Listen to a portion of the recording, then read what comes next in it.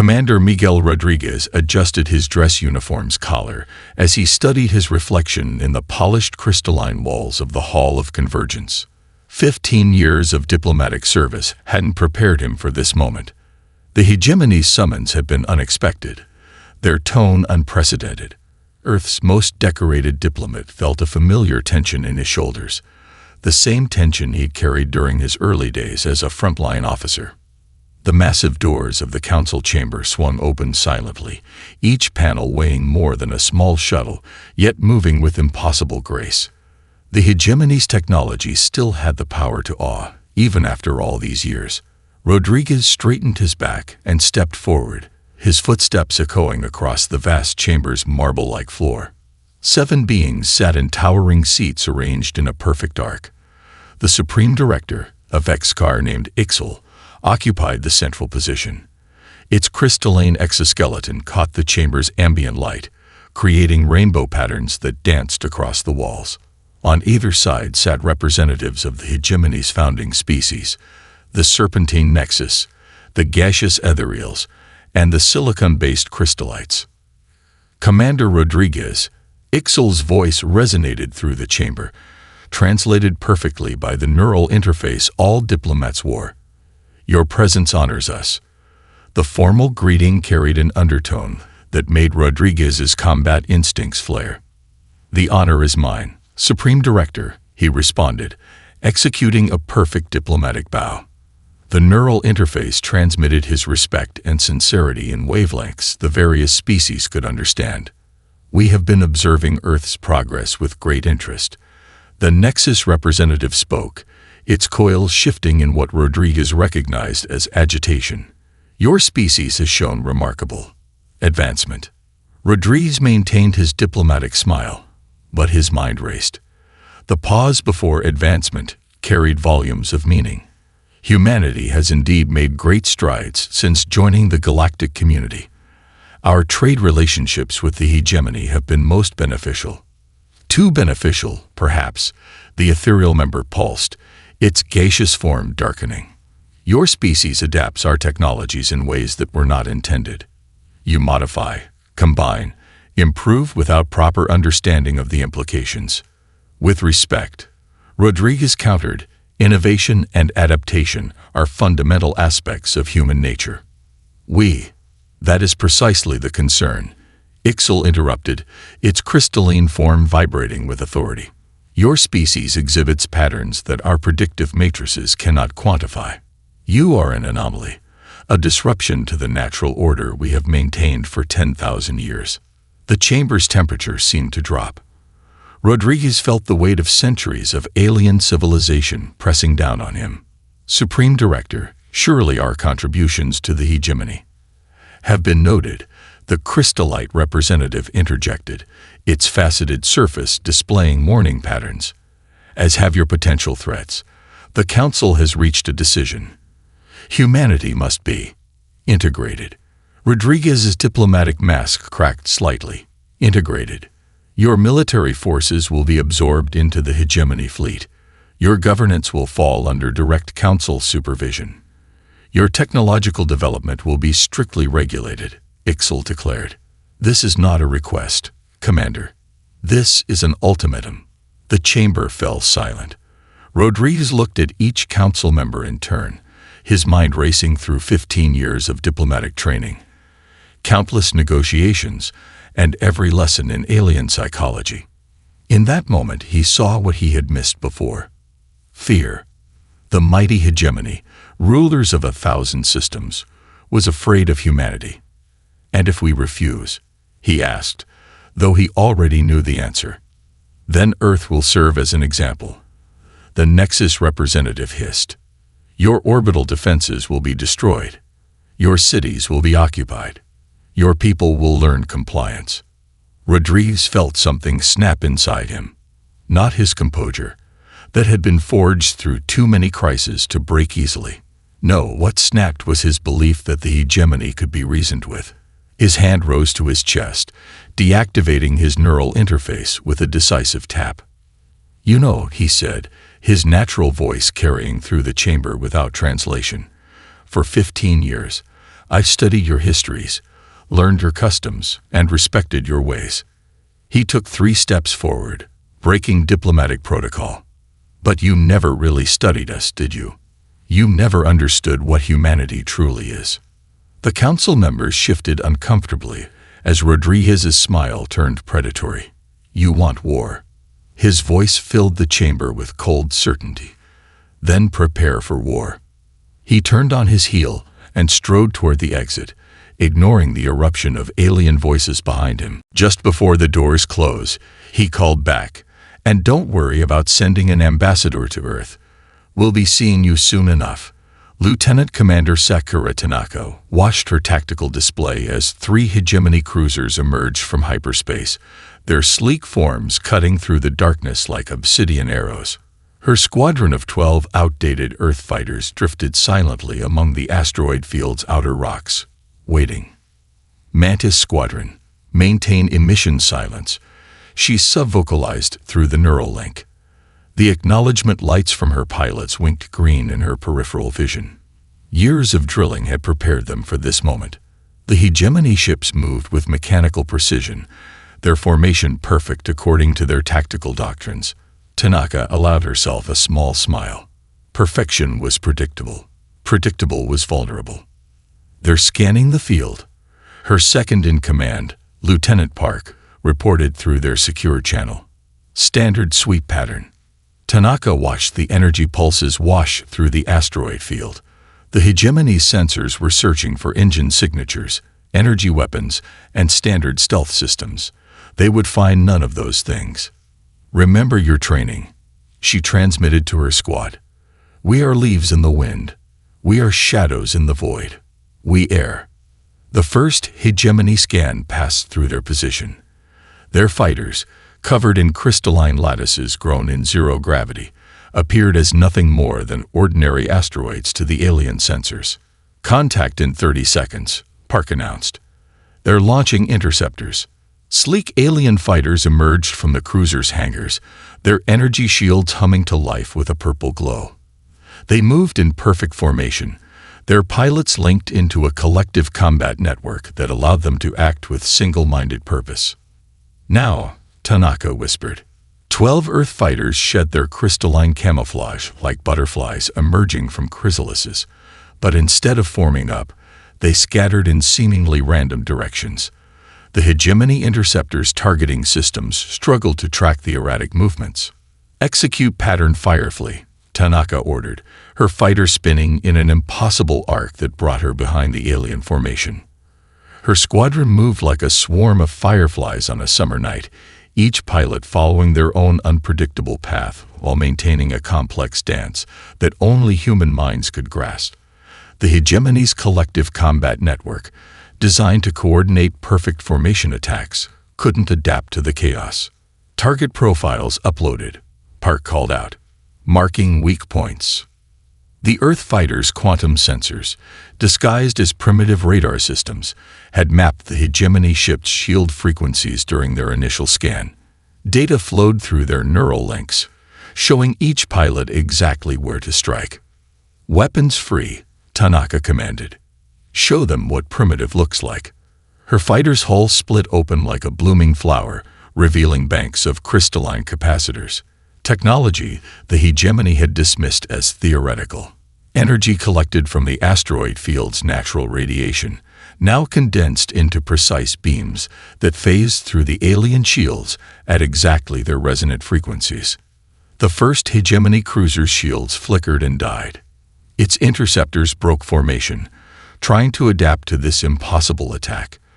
But adaptation wasn't in their programming. "Second wave," Tanaka ordered, her fighter rolling through a series of maneuvers that would have crushed a human pilot without their neural interfaces and bioaugmentation. "Remind them why they should fear the dark." Her squadron deployed their second surprise, quantum-entangled mines that had been seeded throughout the asteroid field days earlier. The hegemony ships found themselves surrounded by weapons that existed in multiple spaces simultaneously, impossible to track or avoid. "Commander," Hark's voice carried a note of triumph, "enemy ships are attempting to retreat." Tanaka watched as the mighty hegemony cruisers turned to flee, their perfect formation shattered, their interceptors scattered or disabled. "Let them go," she ordered. "They need to carry our message home." As the alien ships vanished into hyperspace, Tanaka opened a channel to Earth Command. Phase 1 complete. The hegemony just learned that their understanding of primitive needs revision. Her squadron reformed around her, their fighters' crystalline surfaces already regenerating their camouflage. In the distance, the asteroid field continued its eternal dance, hiding more surprises for the next hegemony fleet that dared to underestimate humanity's creativity. "Well done, Mantis Squadron," Tanaka said, pride evident in her voice. "Let's head home.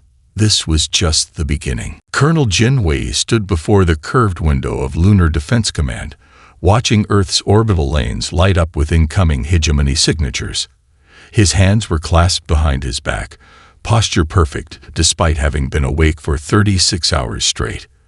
The holographic displays surrounding him painted his face in a soft blue glow.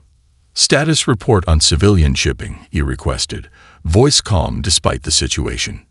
His executive officer, Major Sarah Hayes, swiped through several data screens.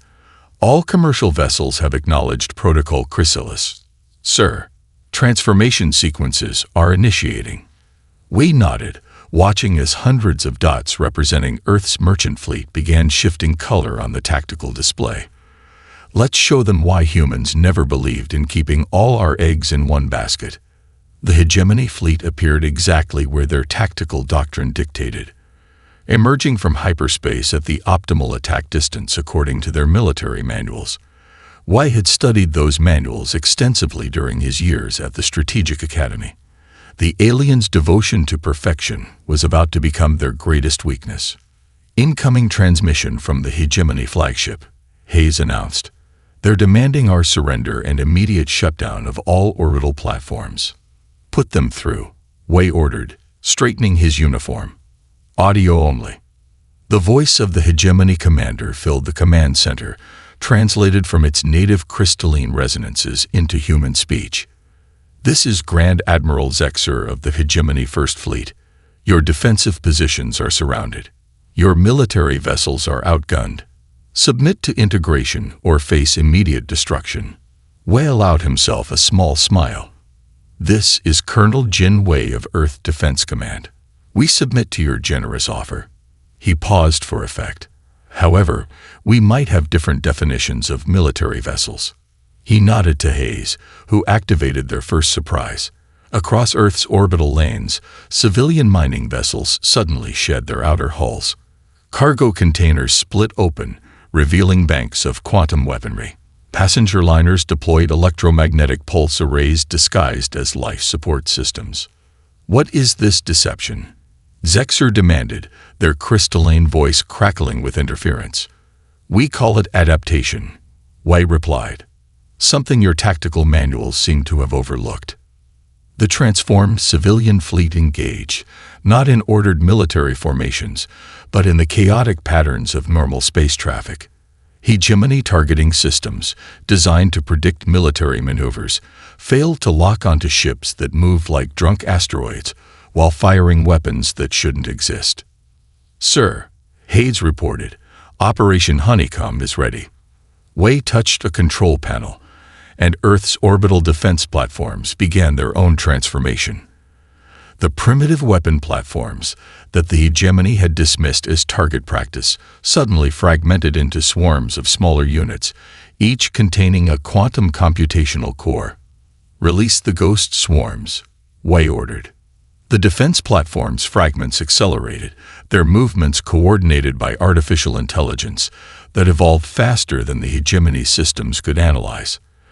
They flowed around enemy fire like schools of fish, adapting their attack patterns in real time. "Impossible," Zexer's voice wavered. "Your technology is listed as Category 3. Primitive. Limited. You listed us that way," Wei corrected. "We simply never corrected your assumption." The command center's displays showed hegemony ships falling into disarray as they faced weapons and tactics their doctrine had no answer for. Their perfect formations became perfect targets. Their synchronized shields created predictable vulnerabilities. Begin Phase 2. Way ordered. Show them why humans value redundancy.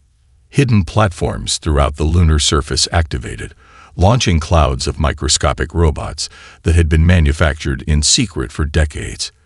The nanite swarms surrounded hegemony vessels, not attacking, but gathering data, learning, adapting. "Sir," Hayes called out, "the enemy fleet is attempting to regroup at coordinates." "Let them," Wei interrupted. "They'll follow their doctrine. Fall back to textbook defensive positions." His fingers danced across the tactical display. And when they do, the nanite swarms suddenly transmitted everything they had learned about hegemony technology to Earth's transformed defense platforms.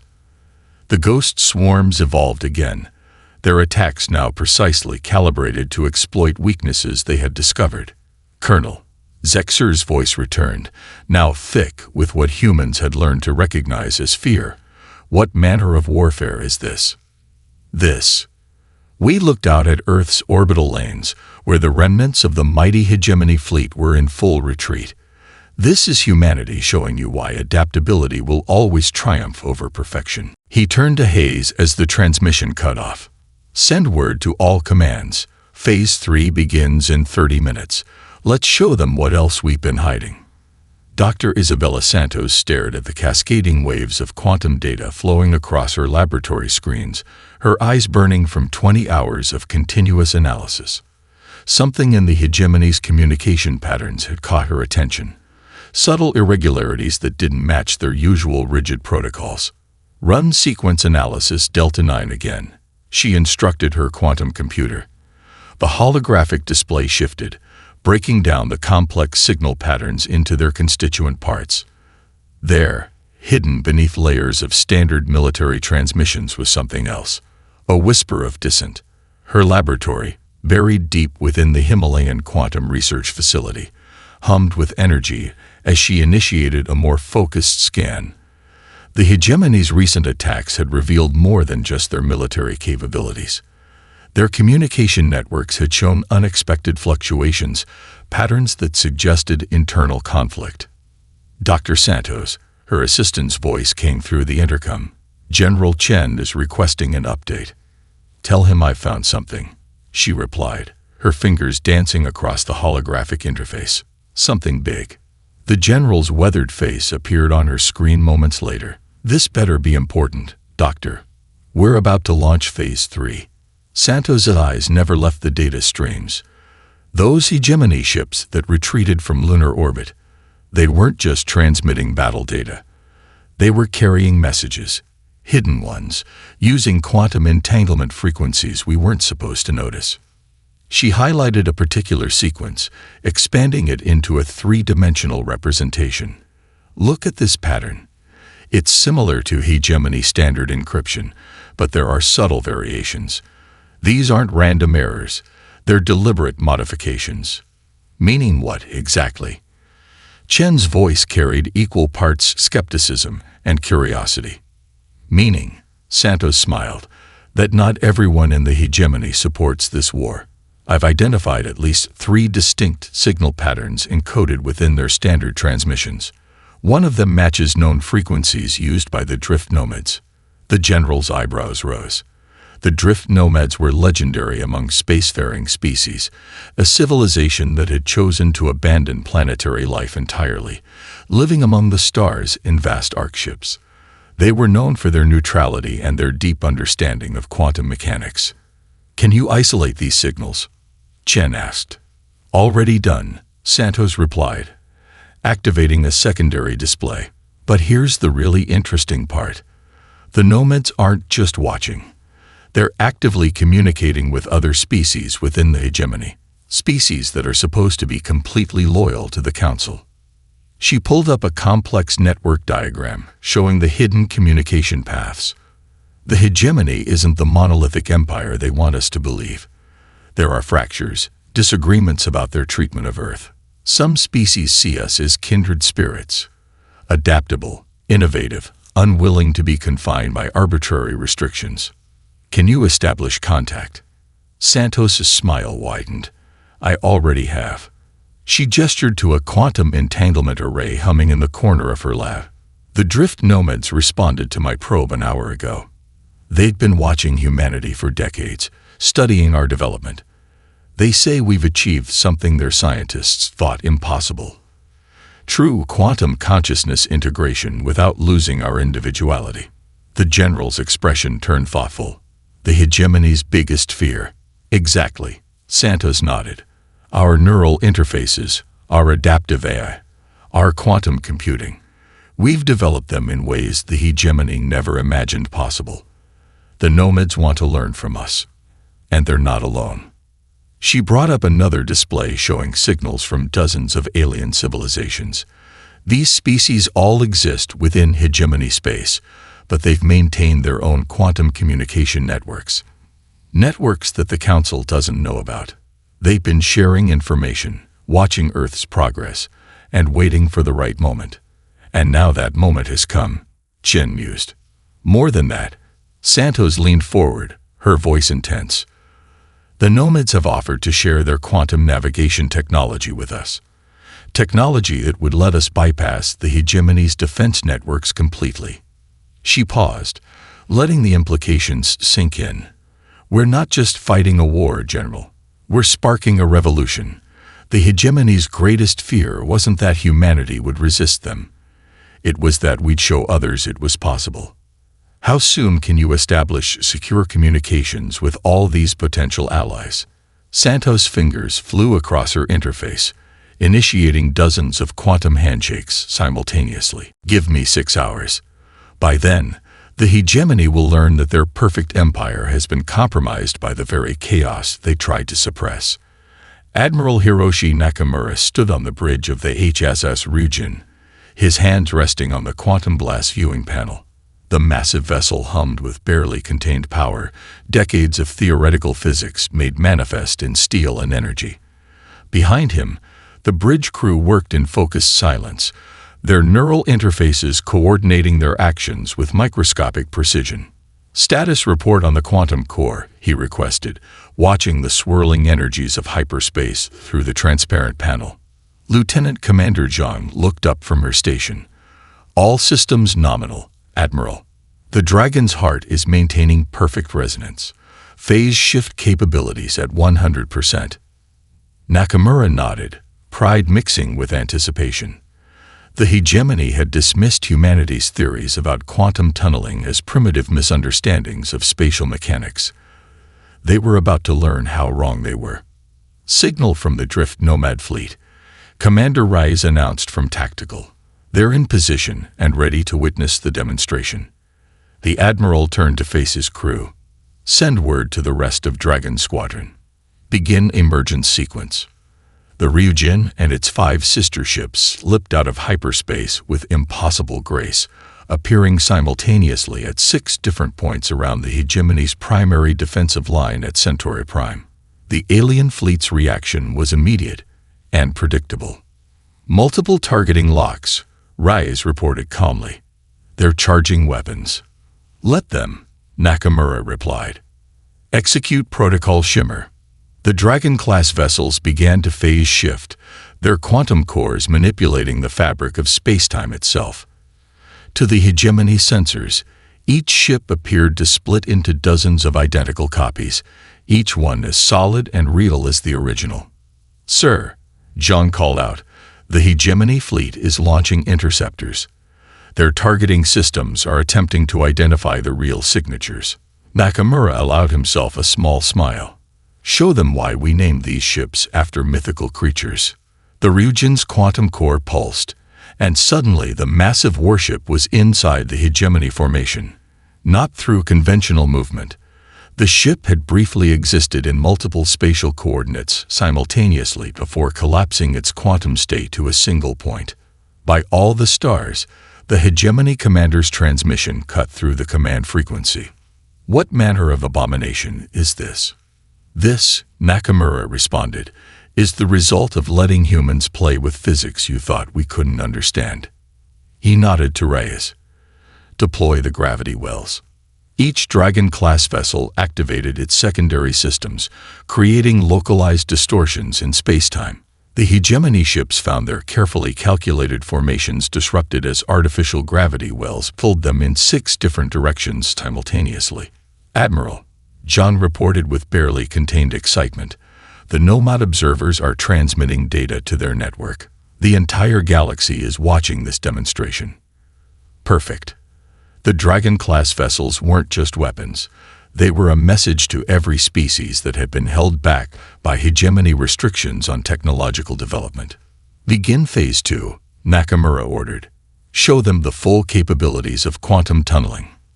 The Ryujin's hull began to shimmer as thousands of micro-tunneling events occurred simultaneously. Sections of the ship existed in slightly different dimensional phases, making it impossible for conventional weapons to maintain a target lock. The other Dragon-class vessels followed suit, their forms becoming fluid and ethereal. "Sir," Rice called out, "the hegemony flagship is charging its main battery." "Let them fire," Nakamura replied. "Commander Zhang, prepare to execute the Dragon's dance." The hegemony vessel unleashed a devastating beam of energy, only to watch in horror as the Ryujin's quantum field absorbed the attack, channeled it through multiple dimensional phases, and redirected it harmlessly into space. "Message from Earth Command," Rise announced. "They're asking if we need reinforcements." Nakamura watched as the mighty hegemony fleets scattered before 6 ships that defied their understanding of physics. "Tell them the Dragons have this well in hand, and inform our Nomad friends that the real demonstration is about to begin."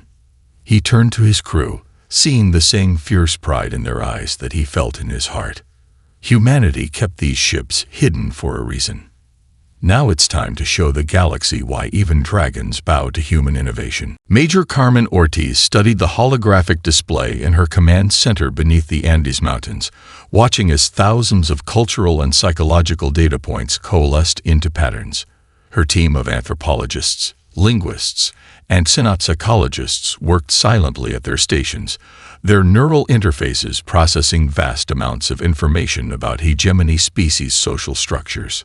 "Show me the Vexcar emotional response matrix again," she requested, focusing on the crystalline species that dominated the Hegemony Council. The display shifted, revealing complex webs of cultural taboos and deeply held beliefs. Dr. Patel, her chief synapsologist, highlighted a particular node in the matrix. "We've confirmed their hierarchical structure isn't just political. It's fundamentally tied to their crystalline resonance patterns. Their entire society vibrates in harmony." Ortiz smiled. "And what happens to a crystal when you introduce a discordant frequency?" "Major," Lieutenant Kim called from his communication station, "we're receiving new data from the Drift Nomads. They've provided access to historical records the hegemony tried to suppress." Perfect. The Nomads had been collecting information about the hegemony's founding species for millennia, watching as they imposed their version of order on the galaxy. Now that knowledge would become a weapon more powerful than any quantum cannon. "Begin Operation Mirror," Ortiz commanded. "Execute all prepared protocols simultaneously." Across hegemony space, carefully crafted transmissions began broadcasting on frequencies that penetrated their ship's communication filters. Each message was precisely calibrated to resonate with different species' cultural frequencies. For the Vexcar, they transmitted evidence of their ancestors' more fluid social structures, creating subtle vibrations in their crystalline forms that echoed ancient, forgotten harmonies. The rigid hierarchy began to experience its first microscopic fractures. To the Serpentine Nexus, they sent recovered memories of their pre-hegemony exploration age, when they had been pioneers rather than administrators. The species' collective consciousness rippled with long-suppressed yearnings for freedom.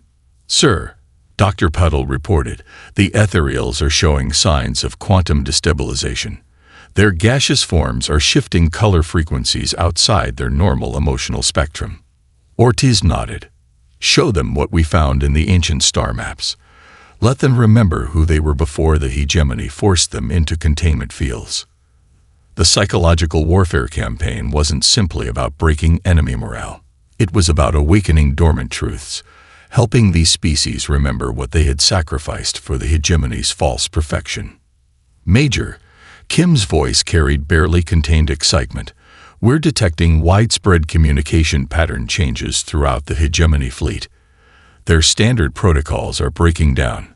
On the main display, Ortiz watched as the enemy fleet's rigid formations began to show signs of individualistic behavior. Ships commanded by different species started moving according to their own cultural instincts rather than hegemony doctrine. They're experiencing cognitive resonance cascade, Dr. Puddle explained. Each species is remembering its unique strengths, the very things the hegemony tried to suppress. Just as we predicted. Ortiz touched a control panel, initiating the next phase. Deploy the quantum mimetic packets. Let's show them what true diversity of thought looks like. The human fleet, led by the Dragon-class vessels, began broadcasting complex quantum-encoded messages that defied traditional translation. These weren't simple communications. They were bridges between different ways of thinking, demonstrating how humanity had learned to integrate multiple perspectives without losing identity. "Sir," Kim called out, "the crystallite ships are responding. They're attempting to modify their communication protocols to match our quantum patterns." "Of course they are," Ortiz smiled. "Because we're not trying to break them.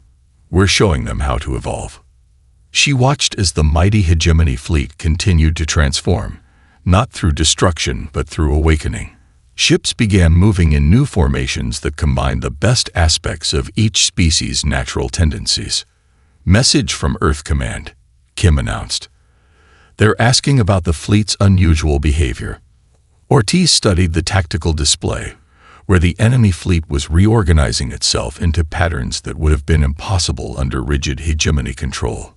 "Tell them Operation Mirror is proceeding exactly as planned. The hegemony wanted us to conform to their perfect order.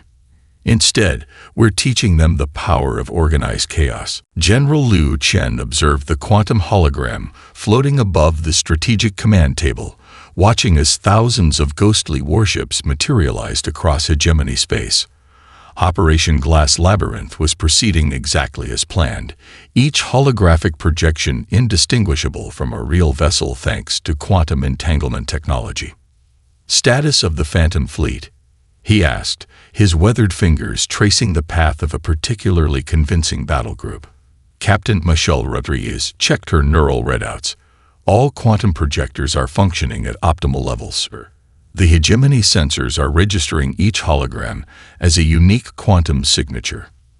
The massive underground command center, carved into the heart of Mars, hummed with controlled energy as hundreds of operators maintained the galaxy's largest deception operation.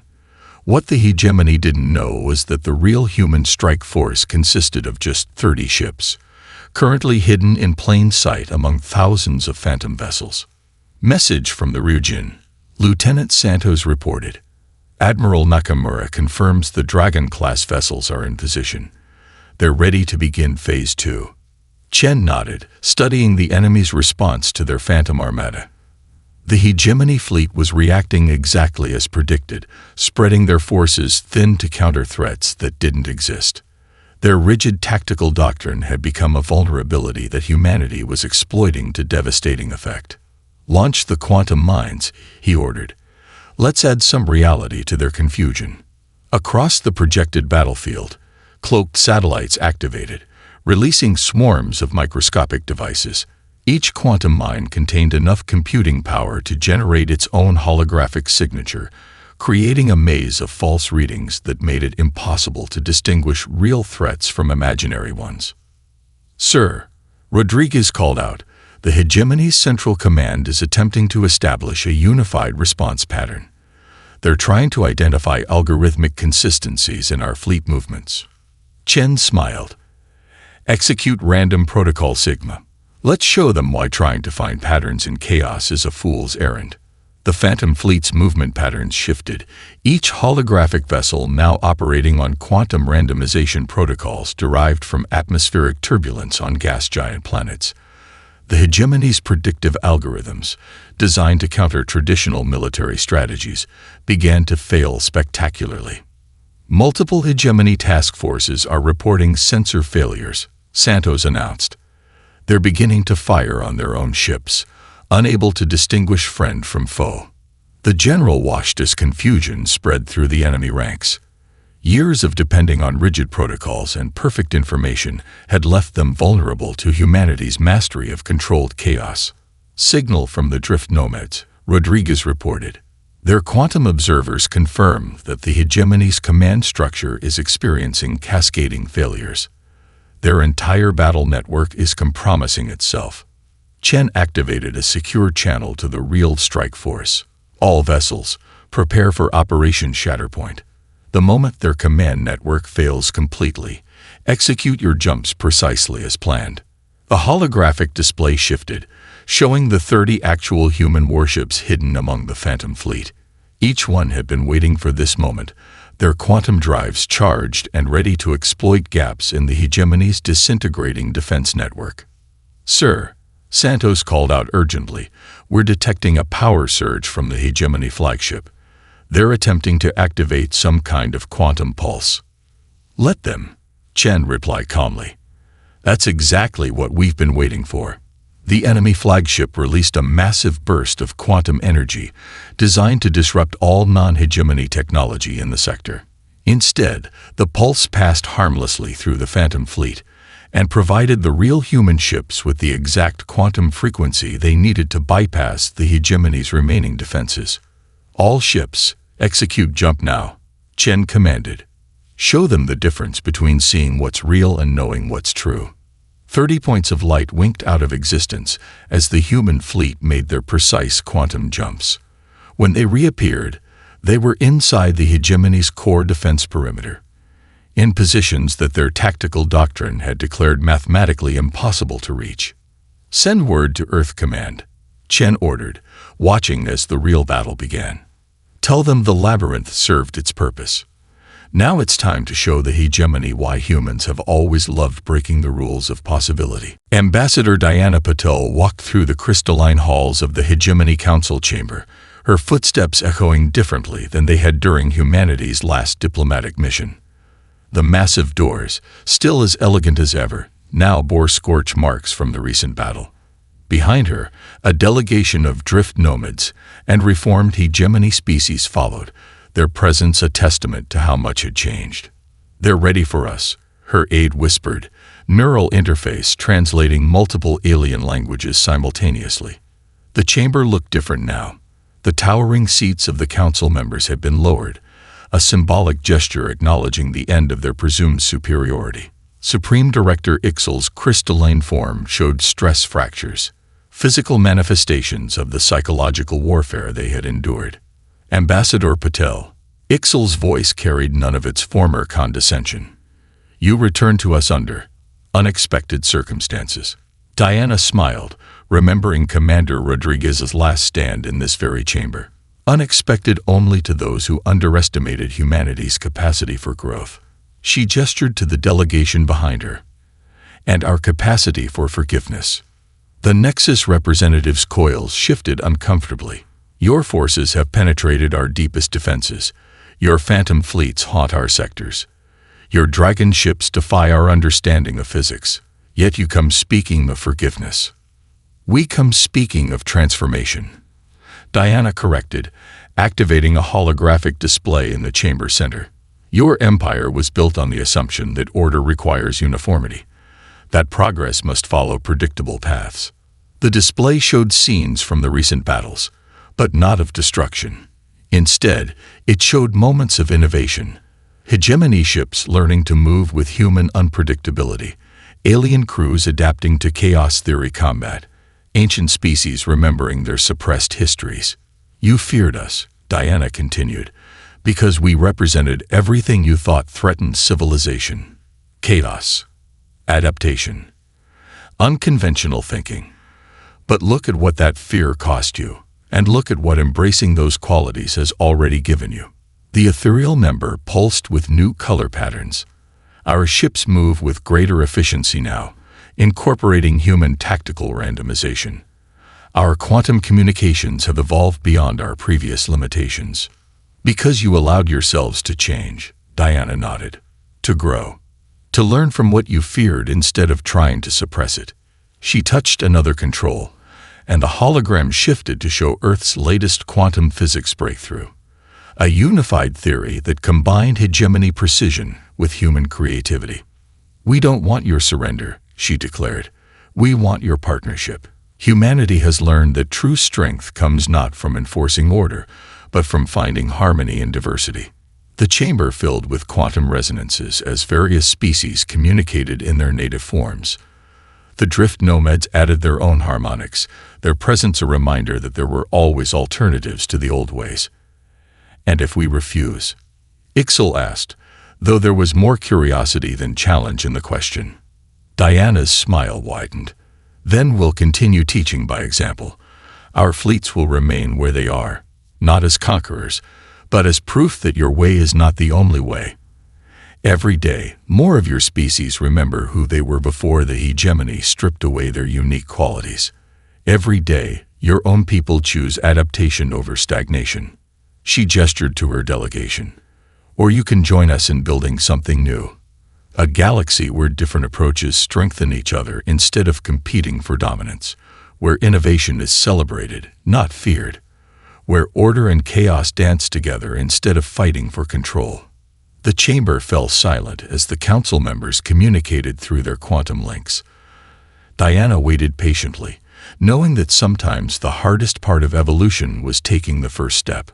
Finally, Ixal spoke. We have seen what war with humanity means. Perhaps it is time to learn what peace with humanity could offer. The Supreme Director's crystalline form shifted, descending from its elevated position to stand level with Diana. One by one, the other council members followed suit. Then let us begin again, Diana said, extending her hand in the human gesture of peace. Not as rulers and subjects, but as equals. Not in perfect harmony, but in beautiful chaos. After all, that's where the most interesting possibilities are born. Ixal's crystalline appendage met her hand, and new frequencies filled the chamber, the sound of change echoing across the stars.